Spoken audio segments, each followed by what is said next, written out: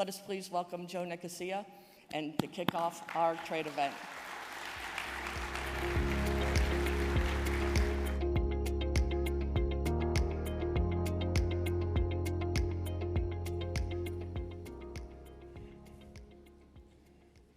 Well, good morning. And Kim, thank you for that introduction. She was right. You know, I grew up with a single mom and 3 sisters and ended up being the runt of the family. So with the Women in Continent gives me great pleasure to see that, because I've been able to see what, great strides women have been able to make in their lives. So today, as we go ready to talk a little bit about cotton, and I thought a little bit about what we wanted to talk about today. And I thought about how much life has changed since we had COVID. And to make sure that, we all can reflect a little bit about it, but I also want to touch on some of the changes and what it means to us going forward in the years ahead. So as we looked forward in the past, we've seen a lot of changes in our life. Some of them have been very transformational that we've had. Other ones, you could say, have been electrifying of what we've had to experience. And then some of them may not be as pleasant, which is some of the changes are alarming. Some of those happen to our industry. Some of us might ask, where have all the buyers gone? We've seen consumption and other things move down in the world. So today it feels a little bit like this. Seems like we're on a race to the bottom. I'm not sure who's going to win, production or consumption. As we've gone through time and what we've seen, if we look back, we've seen our production around the world decreasing, mainly because of drought in certain areas. But we've also seen consumption continue to disappoint around the world. So I looked back a little bit to see what's happened with the production numbers over a period of time. And if we look at where we started, we seem to be pretty optimistic every year about what's going to happen. So if we looked over the last several years, we can see that the estimates of where we finished up in production versus our first estimates have been substantially disappointing. 5.5 million bales less, almost 8 million bales less, 4 million, 2.5, 3.5. Now, is that structurally something wrong with what we're doing, or have we just been unlucky for a period of time? One of the questions I think we'll have to ask, and people talk about it, sure, climate change has had a portion to do with that. But we've also gone through some, not economic, but meteorological changes with La Nina moving into El Nino as well. But if we look at consumption, we've seen similar pattern. Other than the rebound coming off of COVID, where we estimate went up 7.7 million, every year consumption also seems to disappoint. Now, whether that is because of the blend that we continue to use, or whether it is because of consumer shift. Because we've seen as we've come out of COVID that we know that when people were nesting, people were willing to spend more time on their home and things around there. And especially in the Western world, we've seen that economic change in the consumer to move on services, more on, say, travel, more on vacations, restaurants, things to that extent, and less on apparel. But consumption is a real problem for us today. And it's been kind of a rough ride to where it is. And we have to worry about whether we're going to get it back up. Because as we move forward in the world, we can see this wasn't just a phenomenon, whether it was in the Western world or in one particular country, but consumption around the world continued to suffer. So there really wasn't anyone, 2 places maybe held their own, but pretty much every country in the world experienced a problem as we came through into last year. So as we lost over 12 million bales of estimated consumption from the earlier estimates to where we were down to 110, I would venture to say that 110 is probably one of those areas that is not good for our area, especially when we start to look at the potential for consumption around the world. So if we look forward today for what the USDA has printed, we can see that they've increased consumption to 115.9, I think is what it is, yeah. So up 5 to 6 million bales. Over the last 2 days, several of the conversations that I've had, many of you have asked, what do you think about that? Going up 5 million bales. Sure doesn't feel like it, does it? Because it still feels like we're dragging along the bottom. Now, one thing I would say is that I think that that's probably okay. I might even think we're a little bit bigger than that today. But that's not something to be proud of. But one of the reasons I'm confident in that, and some of you have maybe seen me talk about this before, is that if we look back over the last 20 years or so, we've had 4 periods of time when world consumption dropped 2 years in a row. Every year after that, every time we've ever had this, consumption rebounds. Now, they've rebounded by different levels of times and different percentages, but the lowest that they've ever rebounded was 3.9. At other times, the largest, 9.5 million. So this gives me a great deal of confidence that the bottom is in consumption. Not necessarily that we're going forward or that we're getting any better, but I do believe we're off the trough on the consumptive side. Now, with that said, it's not anything to be proud of, because even with the largest of increases, which I don't think we'll have, but at the 115, we can see how far below the line of the trend line of consumption we have fallen. So we still have a lot of room and a lot of work to do to try to get back up to the levels of where we be, because we should be at 125 million bales. So even with the increase of 5 million bales coming forward, I still think we're struggling on the consumptive side.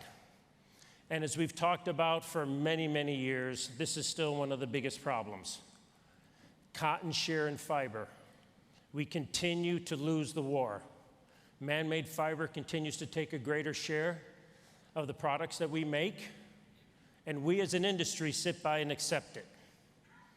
At some point in time, we have to step forward in order to promote the values of cotton, whether that is because of the biodegradable, the traceability, the sustainability, but it is amazing that we can continue to lose the war to man-made fiber. So, what do we need for a rebound in consumption? Number one, I think the most important thing is we cannot get it until the Federal Reserve quits raising interest rates. For those of you who watch the Federal Reserve or listen to when Powell talks, at the very beginning he said something very, very important. He said the Federal Reserve has a lot of tools, but we have no tools to increase supply. What we have, we can only affect demand. So our job is to curtail demand, to bring supply and demand back into balance, to bring inflation back down. But that's not a very positive environment for us who are trying to increase our consumption, if their goal is to decrease demand. And that's what they're doing. Now, we know there's a lot of liquidity in the world that came from the COVID situation, where many governments printed a lot of money, spent a lot of money to promote the economy, and they're still trying to drain that liquidity out of the marketplace. But the overriding impact is what the Federal Reserve has done and how it has curtailed demand. I think one of the other important things, and it ties in perfectly with the Federal Reserve, is about inflation. World inflation, we need to bring that down. It takes away from the consumer. It makes people choose between what it is that they need to buy. And of course, it's just a general negative sentiment out in the world economy. What about the Chinese economy? Well, Chinese economy, although still growing, is no longer growing at the extent of rates that they used to be, 7, 8, 9% in their economy. And consumption there is down as well.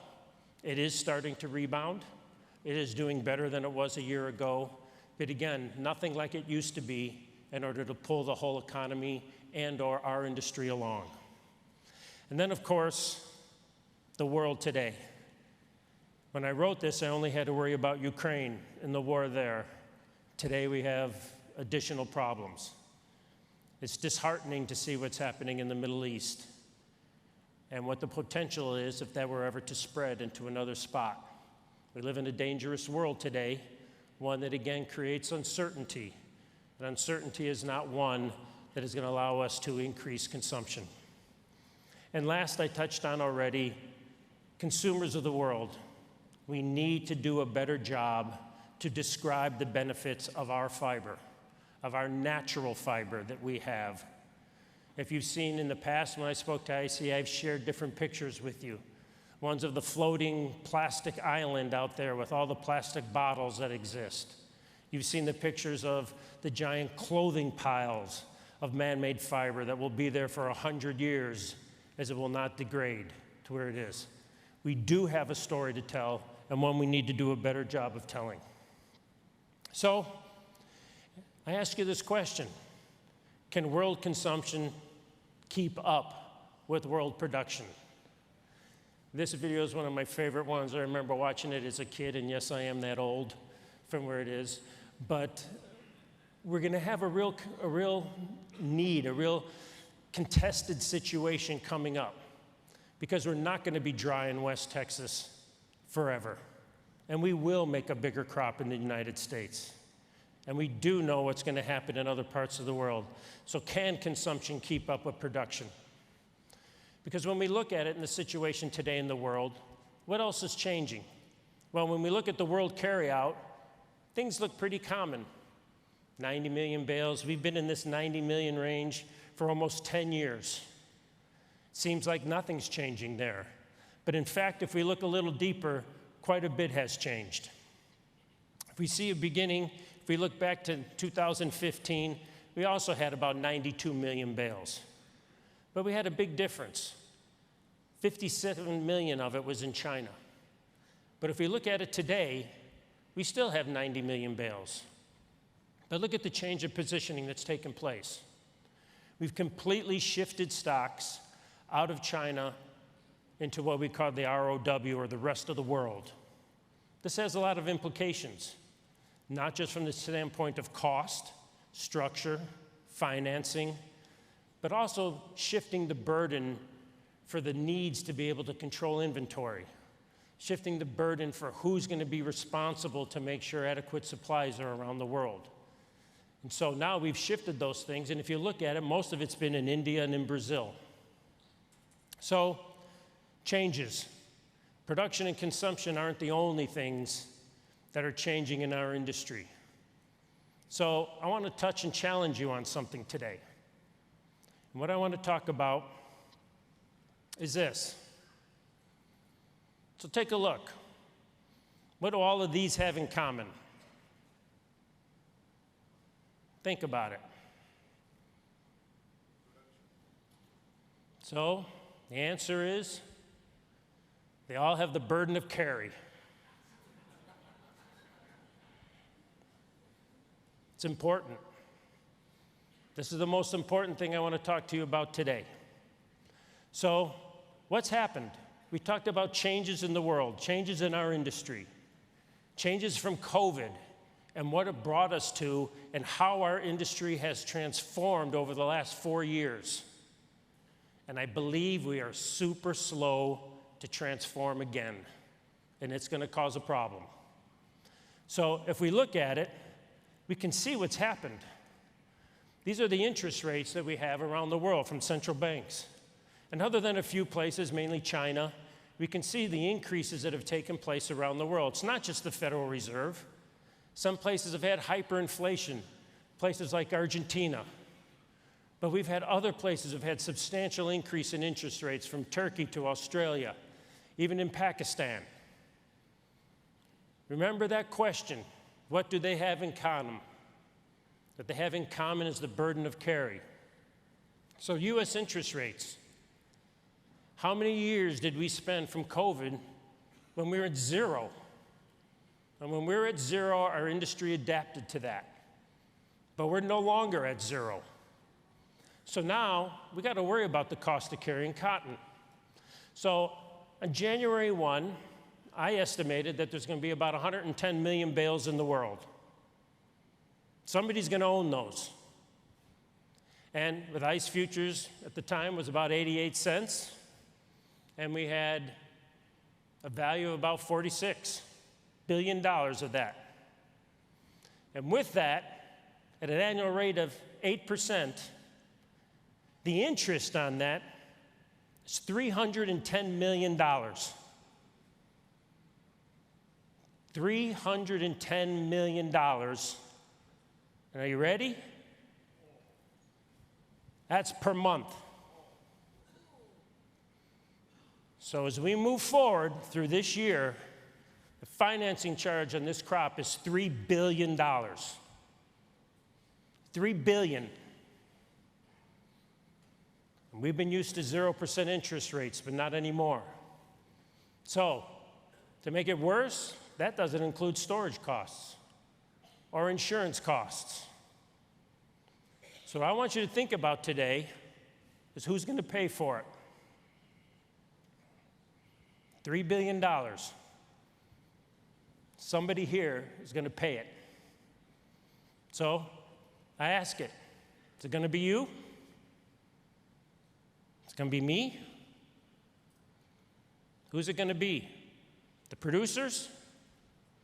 The merchants? Textile mills? The futures market? Or the governments? Because they're not going to get around it. $3 billion is coming out of our industry and going to banks. And if it's not financed, then it's held from someone else. Either they're paying the loan on it, or they have the opportunity cost of $3 billion. So what if it's the producers? What's happening to the producers today in the world? Well, until they sell it, they're bearing the cost, either on their loans that they have or on the ability of what they could get that money for. So he wants to sell it. He's going to shift that burden. He wants to sell it to a textile mill, to a buyer, to a merchant. He wants to shift that burden over.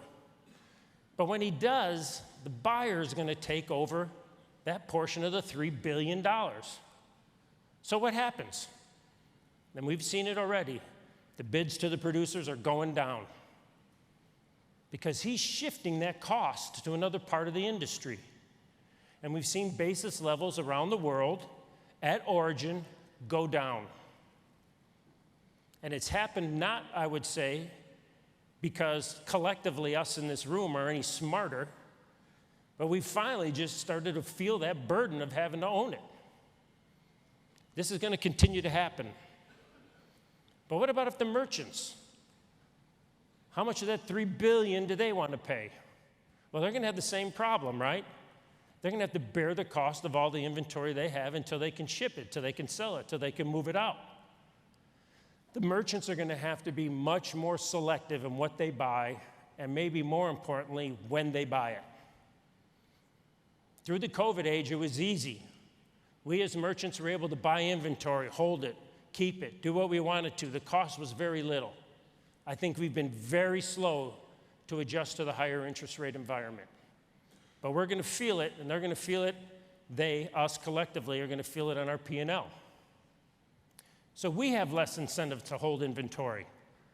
If it's not economical for us to hold inventory, that means we're not going to have it, or it won't be cheap to be able to deliver future deliveries for textile mills. So what about a textile mill? We already know they don't want to pay, right? The financing is tight in many of the countries that are there. They have the higher cost for their inventories. The deferred offering price to a textile mill should go up because they have to be able to compensate someone to get them their cotton later down in the futures. And yet at the same time, they have the same goal to minimize inventories. That brings us to the futures market. Well, when you finally realize the cost of holding a bale, if you can't sell it, you better do something with it. So excess or unwanted bales, I think, could find their way to the futures market. These inventories, if they're not in demand, and that's the key question, whether they're in demand or not, and they're not in demand for prompt, are going to force carry on the board, and that's what we've seen happen even the beginning of this week. I think it's likely that the delivery stocks are going to cause carry in the delivery market. And a futures market that has carry will help mitigate the cost of carrying those inventories. But what about governments? Governments have the deepest pockets of all. They will bear these interest costs, storage costs, but only if it's part of their program. We really have, what, 3 maybe major programs in the world: the United States loan, we have the MSP out of India, occasionally you got the reserve in China. But none of them come into play when cotton's 90 cents. Closest one is the MSP in India, and that's still substantially for another 5 to 8 cents below the market before it even begins to be there. So the governments today are no help. So as we move forward today, I'm going to ask you one more time. Who's going to pay the $3 billion in this room? Think about it. So we touched on that. To just give you a simple math, a little bit of how we kind of think about it and what it means, and I hope you can follow this. It's a little algebra. So we just said if the U.S. basis was 1,300 on in December, and at the time I wrote this, the spread was only 125. It's a little wider today. And if you think about, well, what's the price in July? So I picked a price and said, let's just say that the price in July is, what do we use up here? 1,500 on. But if it costs me 125 points, and that's what it costs me in the United States in the delta to where it is. And if there's any arbitrator or anyone else from ICA who doesn't think carrying charges are real, you should come and look at the finance bills. You should come look at the storage bills. Because it costs us in the delta 125 points to carry cotton. A little cheaper in Texas, more expensive on the West Coast. So if we had to carry this for 6 months, that's 750 points. And if you're only getting 125 credit from where things are, the math doesn't work. That means if you wanted to break even, you were going to have to sell us at 1925 on. But if the price is 1550 or so, who eats that 425 points of loss? Because if the merchant carries it and delivers it to you out in June or July, he loses. If the grower carries it and doesn't sell it to you to June, he loses it. If we offer it to you at 1925, you don't buy it. So how do we solve that? That's the issue that we're going to have to deal with. That's the new cotton world going forward that has changed since COVID. We have become so used to 0% interest rates, it's moved so quickly on us that we have not adjusted yet. So I used this picture in Australia when I spoke a year ago. It was very effective, because this is the only thing that most of the people remembered was my banana picture. This is what happens when you have it. Your cotton that you hold is a decaying asset. And we as an industry are going to have to adjust to that. So it seems kind of all right. Maybe we can do that. But here's the problem that we have.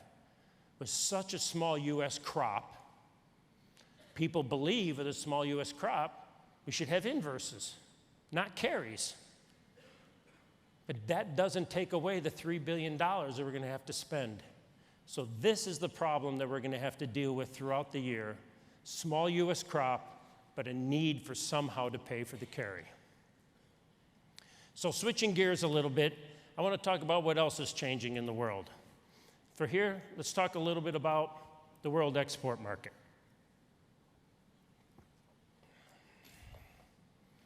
Obviously, we're highlighting here Brazil, Australia, and the United States.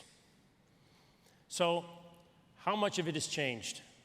If we look here over the last 8 years, take a look at what production was in Brazil and Australia just 8 years ago. It's gone from 11 million bales to over 19 million bales. That's a huge structural change of what's taken place. And maybe more importantly, look at the export line. We've gone from 6 to 17.5 million bales. That's a huge difference, both from the standpoint of competition that exists out there, from trade flow, but also importantly because of the timing of it, because of the southern hemisphere versus northern hemisphere. And if we look at Australia, the situation there is pretty straightforward. If they have water, they have a big crop. If they don't have water, they don't have a big crop. It's pretty straightforward, but not the case in Brazil. Brazil is on a general trend line to continue to increase production, and that's going to continue. Many of you here have been able to talk to the groups that are here from Brazil. You know, they're optimistic with it. It's a profitable business for them. They've done a good job in growing cotton. It's going to continue to move forward. So we have a fight for market share. And one of the problems that the United States has to deal with is not only do we have a small crop, but we have small sales. We began the beginning of this year with one of the smallest amount of forward sales on the books that the United States has seen in a long time. I think it was, 4.7 million bales. And 2.5 million of that was carryover sales. A lot of those sales are from people who have been slow in opening letters of credit. So some of those are still in question. Australia has enough irrigation water for roughly 5 million bales. Now, we don't know if that's going to move down because of dryness of El Nino or move up if they get some timely rains. But we do know what's happening in Brazil. And that production is going to continue to increase and move up as we go further through time. But more importantly, what goes under the radar is what's happened in Australia. When Australia and China had their disagreement, and Australian cotton wasn't as prevalent into China, it had to find new homes to many other countries of the world. And it moved into Vietnam and Turkey and Pakistan and Bangladesh and many of the other areas that are there. And it established itself as an alternative export for them. So now they've been able to broaden their scope of availability of buyers. So today, has it gotten any better since the beginning of the year? Today, the outstanding U.S. sales commitment's only 5.9 million bales. It's horrible. It's the lowest I can ever remember it being. So the U.S. crop is low, sales are low, and if you can remember the skiers, we're having a race to the bottom. How low can we go on both? So we have this battle for market share that's taken place. But the United States is the largest exporter of cotton in the world, right?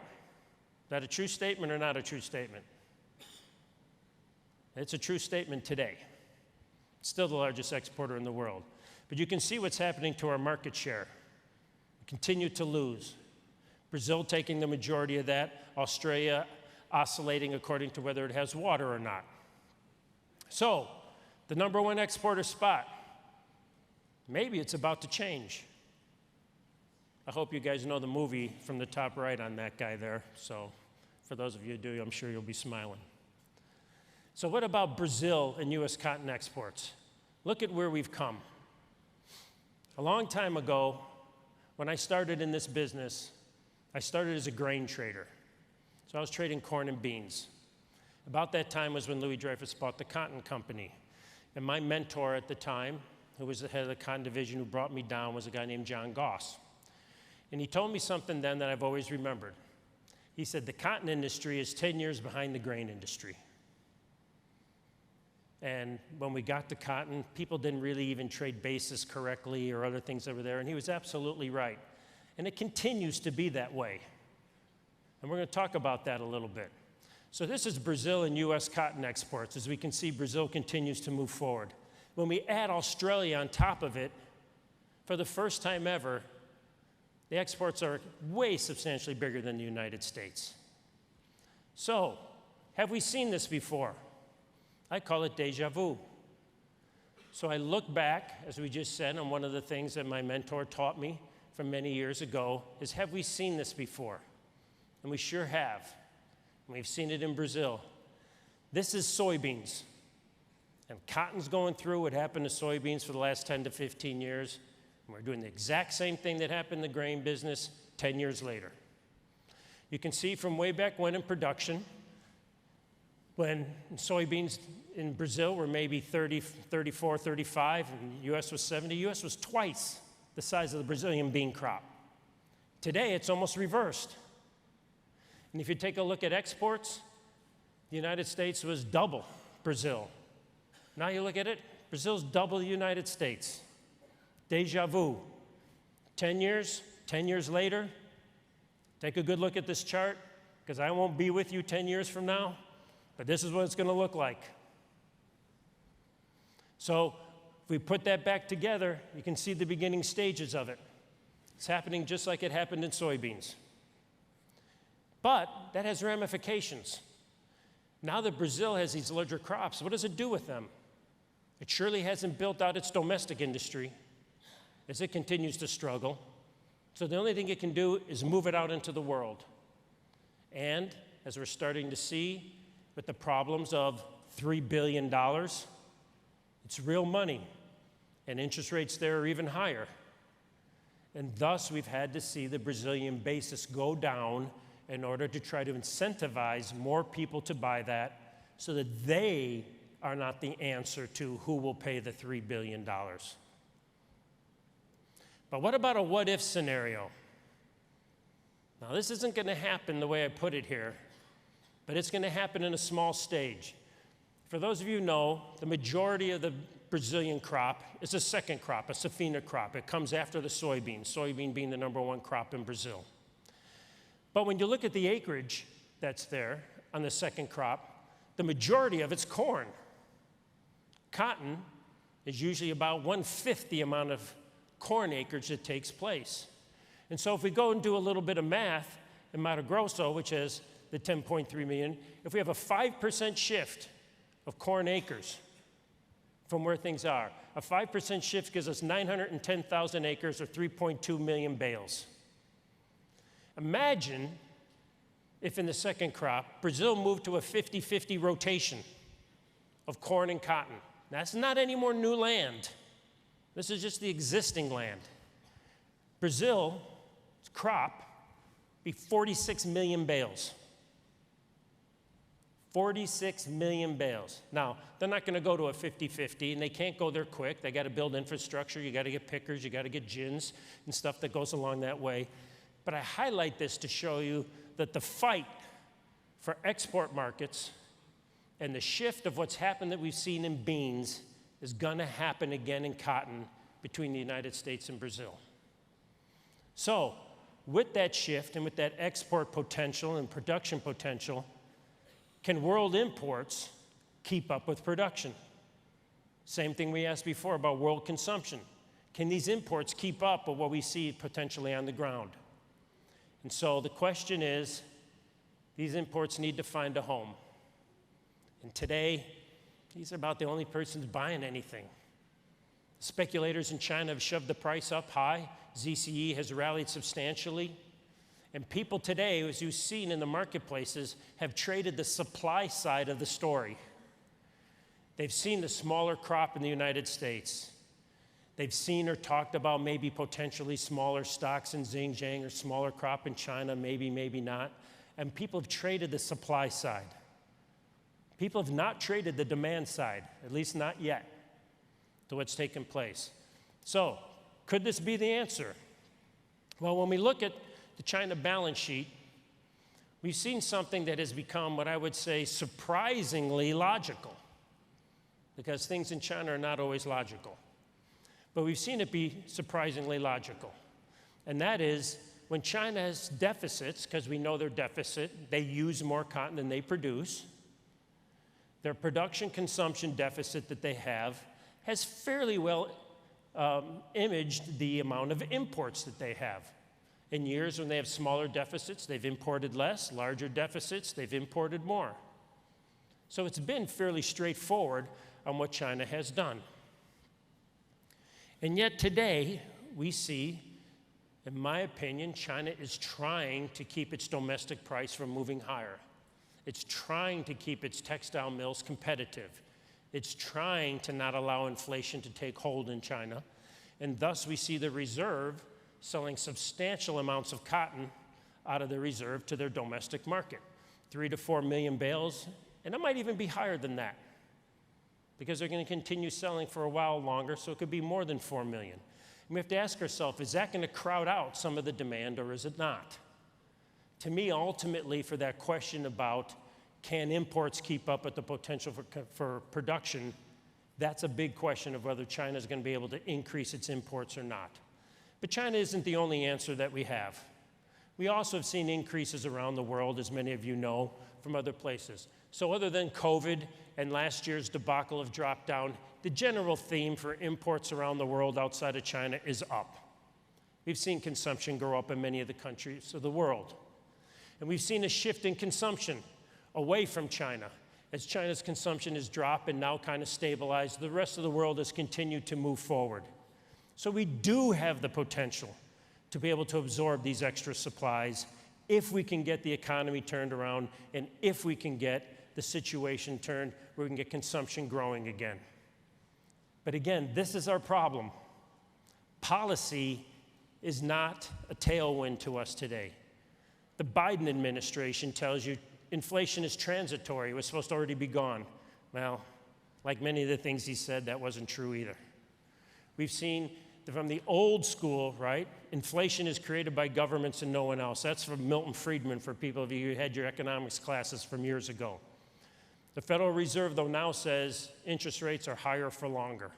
It's the only way to bring down inflation. And with interest rates higher for longer, the stronger dollar was inevitable.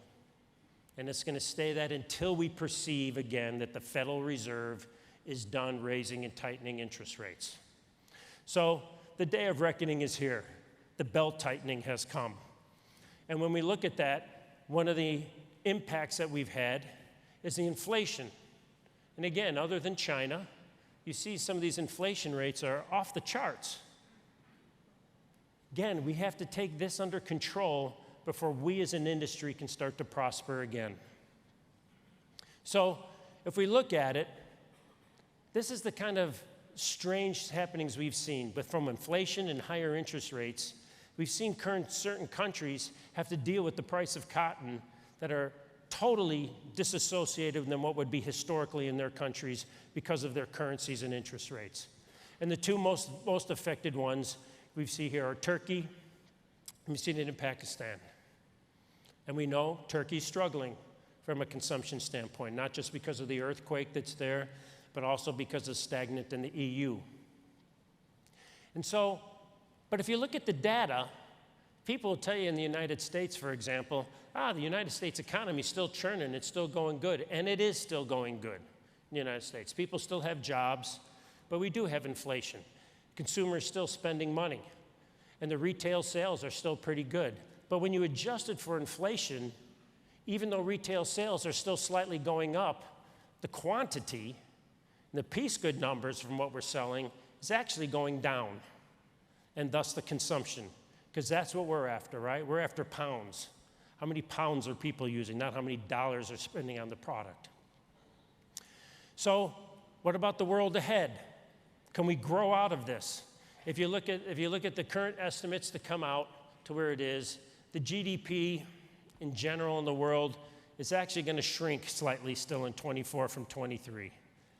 So this isn't our answer yet either. So I still think we're going to have to struggle through several months of a benign situation for consumption. So what lies ahead? What are the issues we should be looking at as we move forward into 24? One is, we talked a lot about at the beginning of the year about El Nino. El Nino in general so far has been a dud. Right? Many of the traditional things that we've seen have happened, but they've been offset by different other meteorological issues, water issues in the world. But in 2024, let's see what happens, because it could create some excitement. West Texas and Australia currently have dryness for the dry land crop. That's a difference between 1 to 6 million bales of production just for those dry land crop areas that exist, the majority of that being in West Texas. Now, we've seen rains in September like we did before. You know, this last year was a carbon copy of the year before. Big rains at planting time in West Texas, and then no rain for 70 days, crop dies, then it rains in the fall. One thing I can tell you, West Texas will make another crop, and they will make a big crop soon. Will it be next year? I have no idea. But they will make a crop again, which is why it's so important for us to get consumption back up, because when they do, production is going over 125 million in the world. Consumption better get there to meet them. And then we have the government dysfunctionality. I'm sure some of you guys see what's going on in the world today and what's happening in Washington, and we can't get a budget. We have a farm bill that's supposed to be going through. All it does is create uncertainty in the world of what's going to take place. And then we have the U.S. election coming up. Oh boy. Buddy Allen was here, who's the president of the American Cotton Shippers, and he was telling a story yesterday that I heard him tell, and this is roughly close, where he said that in the United States today, roughly 40% of the people would choose Biden as president. 36% of the people would choose Trump, but 80% of the people don't want either one of them. And that's what we have. Well, we got 350, 370 million people, and that's all we can come up with to choose between. It's a sad situation in the United States. Strong dollar, it's here until the Fed takes its foot off the brake. And again, remember, these things trade in futures market. They don't have to wait for it to happen. They just need the signal it's going to happen, and the markets will start to adjust. I put something else down here that I believe in, that I think is important. The hybrid work week. I think this has been a definite negative to the cotton industry. I think this is one of the reasons why we haven't been able to see the resumption of apparel as strongly as we've seen in traditional times or moving up in trend. As people are working from home, and for those of you or us who have the ability to work at home, particularly there, it's kind of convenient. I'm not sure it's any more effective or efficient, but it does change consumer patterns. People aren't out. They're not getting dressed every day the way they would. They don't have to buy as many clothes for going to work. They don't have to spend as much on gasoline, all of those type of consumptive issues. The hybrid work week has shut that down. Now, I do think in the United States we're slowly moving out of that as people are moving from 3-2 to 4-1, and in some places all back into the office. So I think that that drag that took place is going to slowly work its way out. And then, of course, we have the speculative money flow. We've seen a lot of money flow into cotton, both in ICE as well as ZCE, again, as they traded the supply side of this story. If we look at that, on the green line is the net position of the speculator. And we could see when prices were substantially higher earlier, and as the speculator liquidated, prices fell. And that makes sense, right? Because the speculator is the alternative choice between supply and demand. They're the ones that create the disbalance that exists by throwing in this particular case, almost 10 million bales of demand into a situation. So we've seen that there. The question is, will it stay? Because if it were to come out, we've seen when any time they want to liquidate, prices drop substantially. So in conclusion, I think that the business world is going to remain stagnant. I think consumption is going to struggle until the Federal Reserve signals that it is okay to move forward. I think the large crops in Brazil and Australia can continue to provide stiff competition for the United States. I also think that small sales out of the United States are going to become highly dependent on what happens in China. And I think the cotton world needs to adjust to a new higher interest rate environment. And we'll see who here pays their share of the $3 billion. But more importantly, I think it's important for consumption to get back on track soon, because we are going to grow more cotton in the world. We are going to move back up to 125 million on the production side. We need consumption to get there within the next 12 to 18 months. Otherwise, we're going to have a large oversupply situation. And with that, most importantly, I would say the cotton world needs to do a better job to get our story out about the positives to this. So can we get to 125 million? I would say, I hope that we feel like the spider that exists here on the slide, that I hope we can pull this off, because if so, we'll eat like kings. So with that, thank you very much.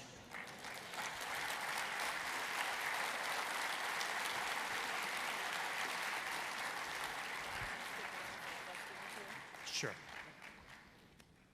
Thank you, Joe, for those very enlightening and a little distressing information. It sounds like we have a lot of challenges ahead of us, and it's a good thing that we are the resilient industry that we are. Let me see if I can get this one off the screen. Yeah, okay. Thank you. And with that, if anyone has an opportunity and would like to ask some questions to Joe, there's going to be a QR code coming up here. If you can scan that QR code with your phone, you'll have an opportunity to submit some questions for Joe that he might be able to address for us. You have the mic, or you're already mic.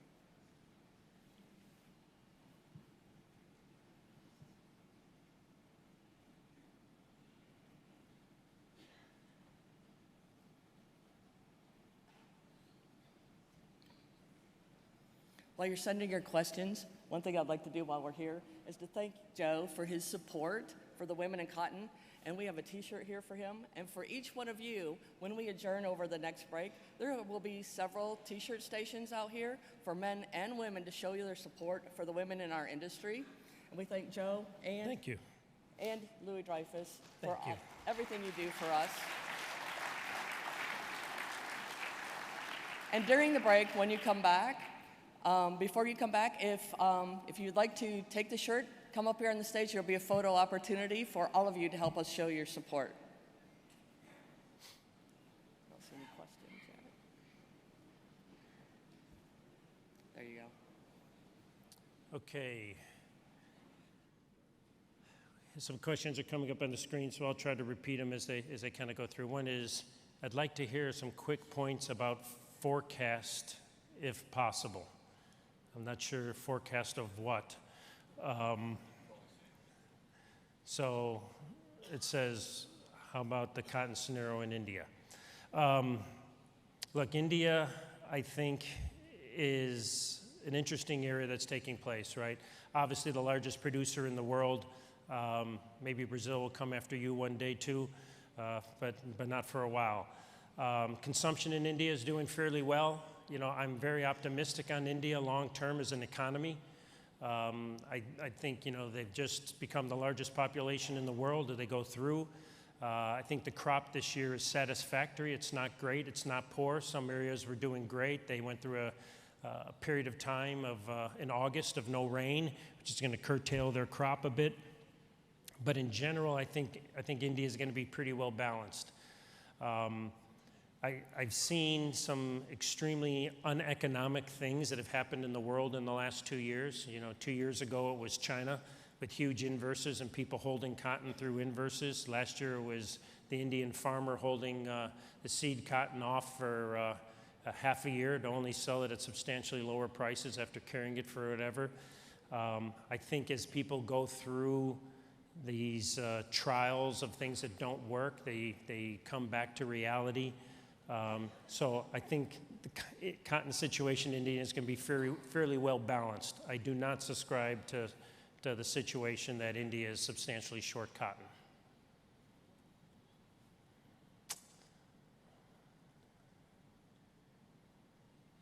It says, given the decline in cotton fiber mix, how will consumption increase, especially given the innovation that man-made fiber matching attributes of cotton benefits? I think that is a super great question,